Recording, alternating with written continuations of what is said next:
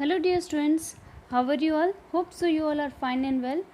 So yes, today we are going to learn a new poem from your English textbook and the name of your poem that is Geography Lesson. So let us go for it. So yes students, here we are having the poem named Geography Lesson. ये geography lesson it doesn't mean कि ये कोई हमें SST का geography का lesson है, लेकिन this is a geography lesson मतलब कि पूरे अर्थ का जियोग्राफी इस पोएम में हमें बताया गया है. How the city is situated, कैसे कैसे यहाँ पे अर्थ की सिचुएशन है, ये सब कुछ हमें इस जियोग्राफी लेसन में बताया गया है. अच्छा, इस पोएम के जो पोएट हैं वो हैं जुल्फ़िकर घोष. इन्होंने बहुत ही अच्छे से इस पोएम को डिस्क्राइब किया है. So let us see the first line of the poem. When the jet sprang into the sky, it was clear why the city had developed the way it had. Seeing its scale 6 inches to the mile, there seemed an inevitability about what on ground had looked haphazard, unplanned and without style. When the jet sprang into the sky.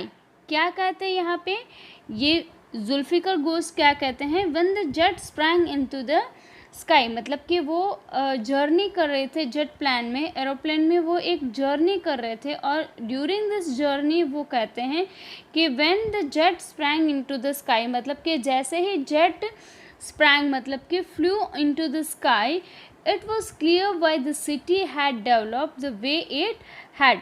वो जैसे ही aeroplane में वो journey कर रहे थे तो उस journey के दौरान ही so that why the city is developed, इस तरीके से इस वे से सिटी क्यों डेवलप्ड है. Seeing its scale 6 inches to the mile, उनको ऊपर से दिख रहा था कि कुछ कुछ बॉक्सेस बने हुए मतलब कि घर है, हॉस्पिटल है, स्कूल है, वो उनको हाइट से दिख रहे थे कि ऐसे ऐसे बॉक्सेस उनको दिख रहे थे. मतलब कि घर, हॉस्पिटल, जो भी कंस्ट्रक्शन है वो उनको ऊपर से एक स्केल जैसे 6 इंचेस के ऐसे माइल्स पे उनको दिख रहे थे. There seemed an inevitability about what on ground had looked हैपेज़र्ड.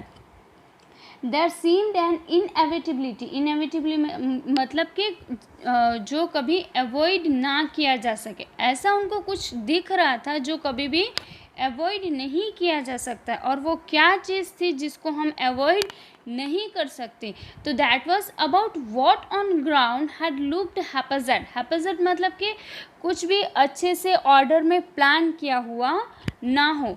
उनको ऐसी चीज़ें दिख रही थी जो हम कभी अवॉइड नहीं कर सकते हैं और हमें अवॉइड नहीं करना चाहिए. और ऐसा क्या था जो हमें अवॉइड नहीं करना चाहिए और क्या था जो अवॉइड नहीं हो सकता है, तो वो था कि about the what on ground had looked haphazard मतलब कि ग्राउंड पे कुछ ऐसी चीज़ें मतलब कि कुछ प्लान की हुई नहीं थी, कुछ इधर कुछ उधर, ऐसे उनको हैपेज़र्डली प्लान की हुई चीज़ें उनको ग्राउंड पर दिख रही थी. सो when the jet sprang into the sky. अच्छा, जो उनको हैपेज़र्डली मतलब कि विदाउट प्लान मतलब कुछ प्लान किया ना हो, अनप्लान हो, विदाउट स्टाइल हो, ऐसा उनको दिख रहा था. So let us see in the next stanza of the poem. Here it is said that when the jet reached 10,000 feet, it was clear why the country and cities where the rivers ran and why the valleys were populated. The logic of geography.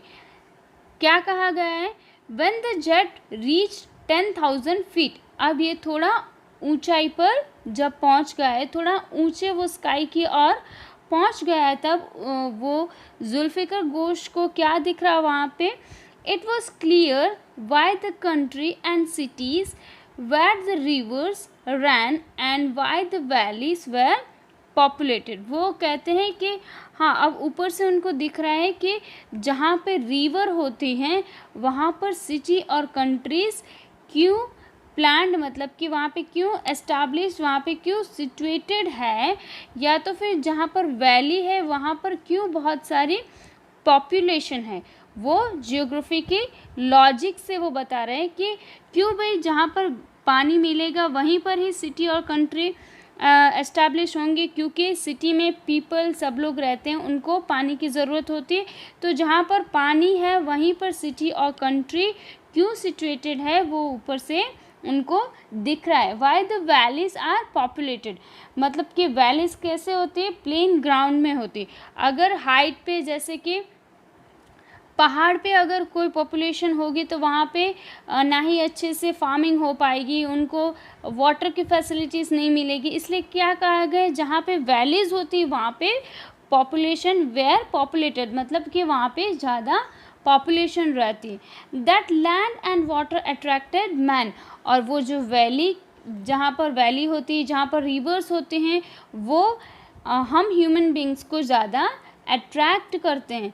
Was clearly delineated when the jet reach 10,000 feet, और वो उनको clearly shown, डिलाइनेटेड मतलब कि दिख रहा था, clearly वो उनको दिख रहा था। उनको क्या दिख रहा था कि जहाँ पर रिवर्स होती है वहाँ पर कंट्रीज़ और सिटीज़ सिचुएटेड होती हैं, और जहाँ पर वैलीज़ होती है वहाँ पर ज़्यादा पॉपुलेशन होती है।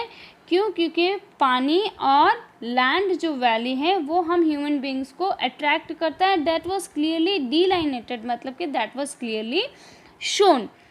Now what is said in the third stanza, when the jet rose 6 miles high, it was clear the earth was round and that it had more sea than land. अच्छा, अब वो जब राइज रोज, यहाँ पे रोज मतलब कि और ऊंचे, जब जेट प्लेन उड़ रहा है तब 6 माइल्स ऊंचाई पर है, हाइट पर है, तब उनको क्या दिख रहा है, it was clear the earth was round. वहाँ से उनको क्लियर दिख रहा है कि अर्थ कैसा है, the earth was round and that it had more sea than land, और उनको ऊंचाई से क्या दिख रहा है कि अर्थ पर लैंड से ज़्यादा सी है।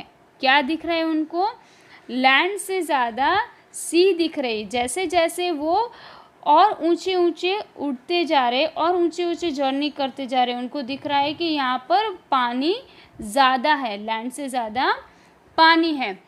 And but it was difficult to understand that the man on the earth found causes to hate each other, to build walls across cities and to kill.